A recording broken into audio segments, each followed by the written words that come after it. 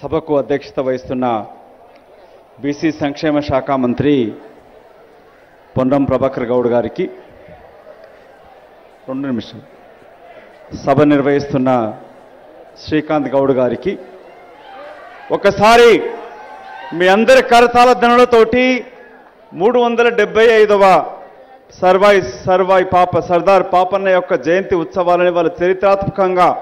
చరిత్రలో నిలిచిపోయేటట్టుగా బడుగుల బహుజన ఆశా జ్యోతి బాహుబలిగా పోరాటం చేస్తున్న మన గౌరవ ముఖ్యమంత్రి రేవంత్ రెడ్డి గారికి మీ కరతాళ ధ్వనులతోటి చప్పట్లు కొట్టాలని వేడుకుంటూ, వేదిక మీదున్న ఉప ముఖ్యమంత్రి బట్టి విక్రమార్క గారికి, రాష్ట్ర కాంగ్రెస్ అధ్యక్షుడు మహేష్ కుమార్ గౌడ్ గారికి, గౌరవ కేశవరావు గారికి, గౌరవ మంత్రివర్యులకి, గౌరవ శాసనసభ్యులకి, గౌరవ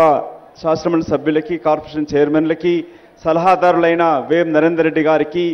ఇవాళ రాత్రికి రాత్రి నిర్ణయం తీసుకొని గత ప్రభుత్వాలు చెప్తూ వచ్చాయి, మేము అఫీషియల్గా ఇది అనౌన్స్ చేస్తామని చెప్పి, కానీ అప్పటి ముఖ్యమంత్రి